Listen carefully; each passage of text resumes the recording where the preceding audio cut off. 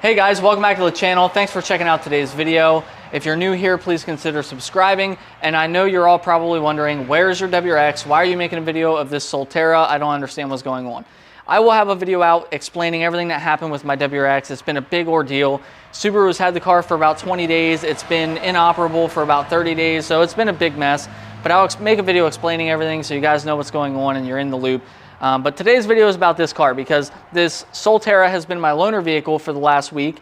I had a Crosstrek before that, which I've already owned one of those, so I thought it'd be kind of dumb to make a review on it. But this is Subaru's first all-electric vehicle.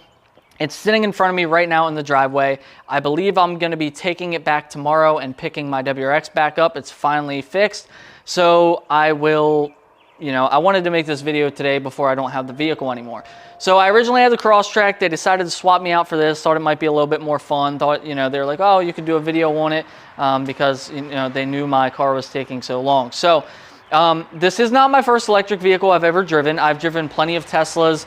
I've driven a Plaid, I've driven a Model 3 Performance, I've driven a P100D, I've driven all kinds of different Teslas. So it's cool experiencing an EV, and this is not my first one.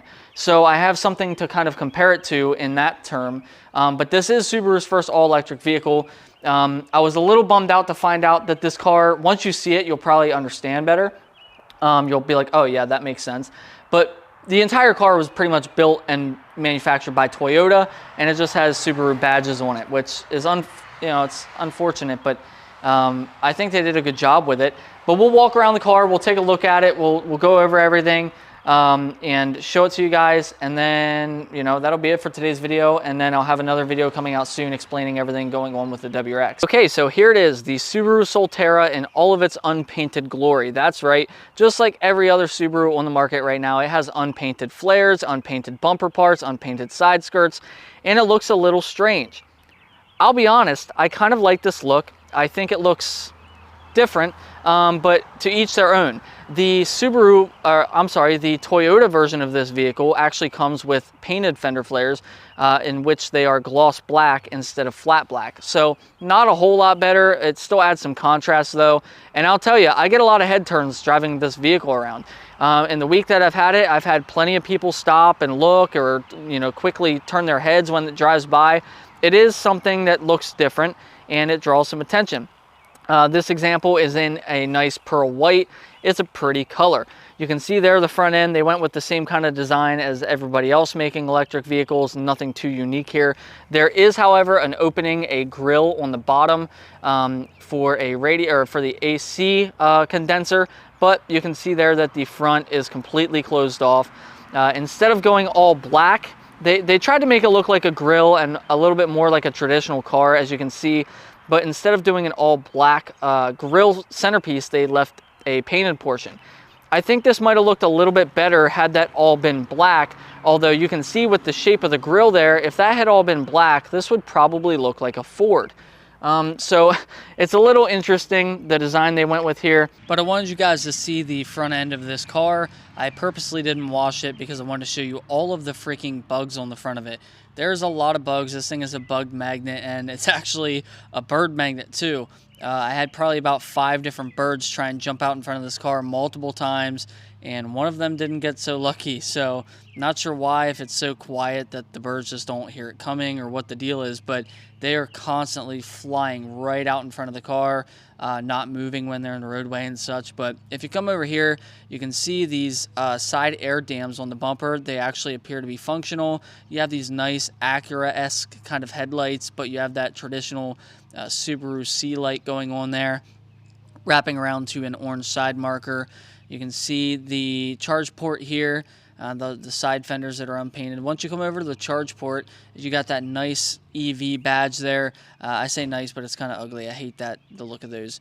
But when you come back to the rear of the car, that's when you start to see the Toyota, esque kind of style here going on. So being that it is a Toyota built Subaru, you can kind of see it. You got a RAV4 kind of vibe back here. You have the Lexus kind of style with the taillight being drugged down the back of the car. But the taillights themselves do kind of look like they came off of a Subaru with the newer design that Subaru's been going with. Again, the C-light kind of design.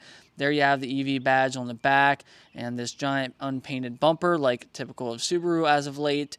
But you can see some nice body lines down the side of the car. Some interesting choices, but I think they look kind of good. This back body line that goes through up to the passenger front door. Then you have these wheels. They don't look too bad. You know, they are what they are. You have this little roof spoiler here. Now, the roof spoiler looks kind of nice. I kind of like it. Pretty sporty. You got the two little ends coming out. You come up to the front on the side without the gas cap or the fuel door or the charging port, whatever you want to call it. There's another badge. Now, when you come to the inside, this is going to be where all of the Toyota is. There's nothing on the inside that resembles a Subaru, in my opinion. All this stuff here all looks Toyota. You got this whole Prius-style looking center console. You got the Toyota-looking steering wheel. Everything looks Toyota. I mean, it looks nice. It looks modern. Overall, it looks good. It just doesn't necessarily look like a Subaru. And this here is an interesting design choice. They actually put fabric on the dash. It's kind of weird. It's like a real rough carpet feel on the dash. It just doesn't make sense to me, but it's there. If you like it, you like it. If you don't, you don't. I don't really like it. You know, it reminds me of something that would be in a Chevy Cruze.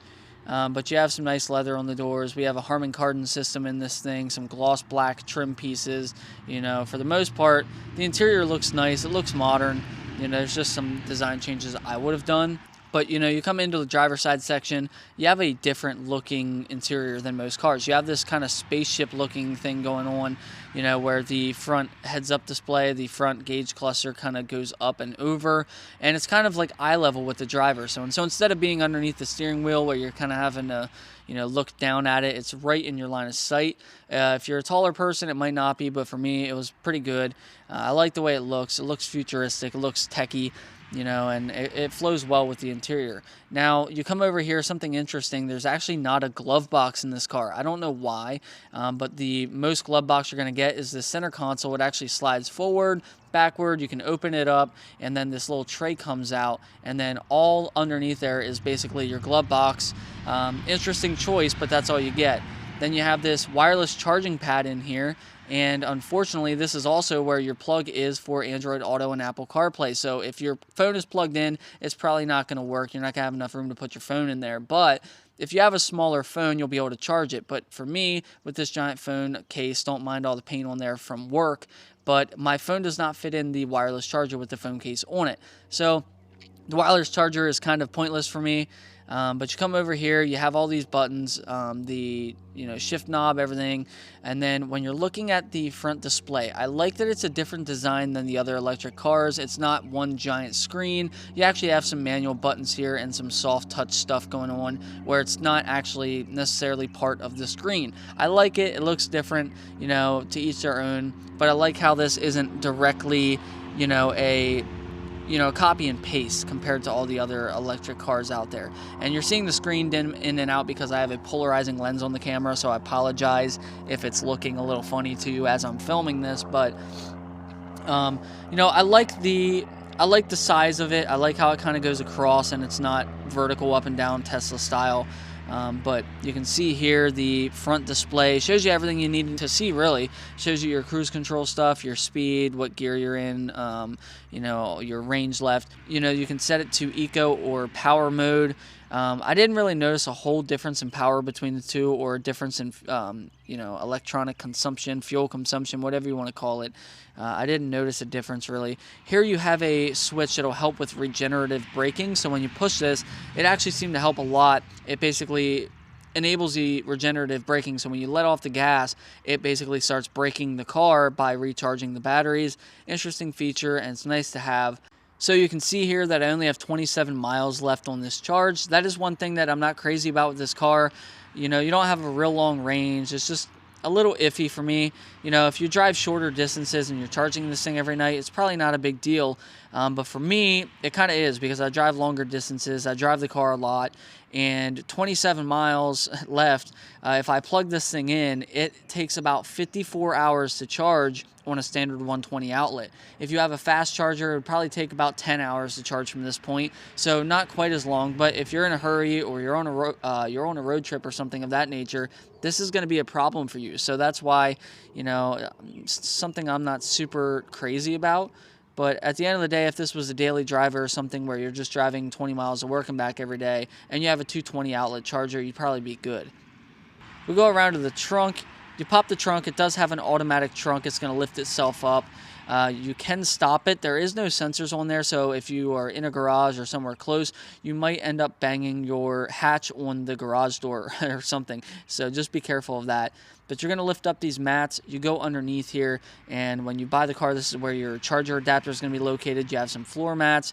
Not a whole lot going on in here. There's no spare tire. There's no flat tire kit. Nothing like that, which is a little disappointing, but it is what it is. You have a little extra storage here underneath the mats if you want to store something in this little bin here. Probably a flat tire kit if you were smart about it. But you can see there's plenty of room in there. The seats do fold down 60-40. I believe, but you got plenty of space. You can actually lock where this thing opens up at, so if you are in a garage or something and you're worried about it hitting, or it's too high up for you and you can't reach it, you can set where it comes up to and where it'll stop at. So let's go ahead. We'll pop the hood or the frunk. There's actually not a frunk in this car. You'll see that here in a second. You're going to notice that there is no storage space in here, because when you pop this, you're going to see the entire electric motor assembly. So it's a little strange, but if you're used to a gasoline-powered car, it doesn't look a whole lot different in here. But if you're used to something like a Tesla, this is way different, because there's an entire motor in here. So you have your coolant lines for the motor, you have your AC lines, you have your washer fluid reservoir, your brake lines, everything is in here, your battery. So it is a little bit different than the Tesla. It's just all up there in the open, ready for you to mess with. But there is no storage up front, which could be a potential problem for some of you guys. But we shut the hood, just kind of look around the car again. I want to show you guys in the back seat. You'll probably be able to see this a little bit better. There's plenty of room back here for passengers, but kind of look at the seats. I actually like this material. It's like a grayish blue. It might be hard to see in the video here, but they are actually like a blue color, which is unique. I like it. The first Subaru I've ever seen with climate control in the rear. Actually, the Ascent might have that, but we do have that for the rear passengers, which is nice. The center fold-down cup holder. There's a nice little slot there. You could actually put your phone in or something, but you see the seats there. They're perforated. They're like a creamish gray with some blue. Nice color combo. I do like it. Slide back in here. We're going to take this thing for a drive. I'll show you guys the acceleration. We don't have a whole lot of range left, so we are going to try and make this quick. But let's go ahead and take this thing for a quick little drive. So when you're backing this thing up, you see we got a standard reverse camera, and then we have a top of the car camera. I love these. I don't really know how they work, just all these existential sensors, but I love that it's there, and it is nice. It does work pretty good. I use it getting into some parking spaces, but we'll take this thing out real quick and show you guys what you can do. Here's our 0 to 60. You can see it picks up pretty quick. However, we are going downhill, and it's not as quick as you might think. I've trapped this thing at about a 6.5 second 0 to 60, which isn't very fast in today's modern world. There's a lot of, small 4-cylinder turbocharged vehicles that can beat that or get very close to it. So it's not super impressive when compared to something like a Tesla's, 4 second 0 to 60, or something more expensive like a Plaid where the 0 to 60 is under 2 seconds. That's just crazy. But overall, it accelerates quick for the average driver. The most acceleration I think is pretty good is when you're sitting right around somewhere between 15-20 miles an hour and you punch it. Look at that. It really climbs. It climbs pretty quick. So that 20 to 40 punch is pretty brutal, and a lot of people are surprised by this. So here we are. We're at 20 miles an hour. If we punch it, we just cruise. I mean, it might not look fast, but trust me, your head is going in the seat. It is very quick. And we are in power mode, but you know, it feels pretty quick in power mode, eco mode, or just standard mode. But you can see there it picks up pretty quick. This car does have a top speed of 105 miles an hour. Don't ask me how I know that. I promise you I didn't do it in this car. But 105 is probably plenty for you. Most people aren't doing anywhere near that on the highway. So overall, I think the power delivery is good. I think the instant torque is good. Everything's there. It's a good combination for a good car. You know, my biggest problem is just that range still. Now, one of my biggest problems with this car is the air conditioner. So if you actually come down here and you turn the AC on, we're going to lose a lot of our range. You can see there it went down to 19 miles, which is pretty crazy. So it doesn't seem like a lot right now, but when you're at a higher mileage, when I first picked up the car, I had like 220 miles of range, and when I turned the AC on, it went from 220 miles down to about 160, which is just insane. That's a big, you know, range drop in a little bit of air conditioning on a hot day like today. So, you know, 25 miles, we went down to 19 with the air conditioner on. So that's pretty significant in my book.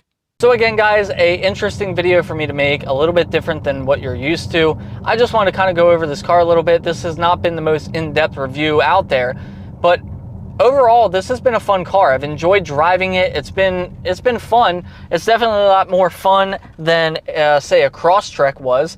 So at the end of the day, I know you guys don't expect to see this kind of thing from me usually, but I thought it'd be cool to review. Not having the WRX, this has actually been a much better rental than the Crosstrek was. The Crosstrek was kind of a buzzkill. This was very obviously built by Toyota because it is so quiet in this car. It's very comfortable. It's very quiet. There's not a lot of noise. There's not bumps and vibrations and other noise like that, which you typically would get with other Subarus.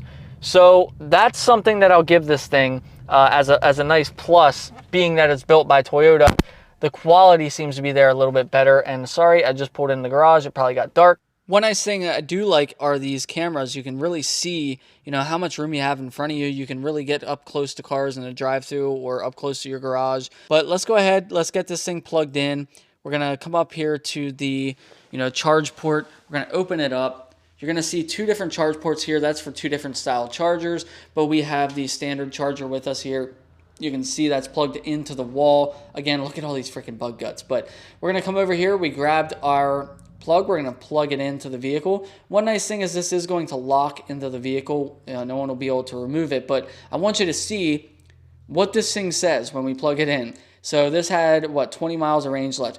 53 hours and 40 minutes to charge this thing to full from where we are at. That is just insane. 53 hours and 40 minutes. That's like 3 days without driving your car. That's a long time. So I don't know. It's just new to me.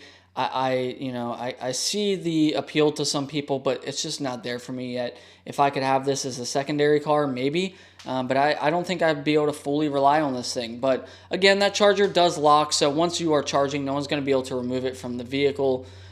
So that's one nice thing. So this car has given me very bad range anxiety. I think the range on it isn't terrible.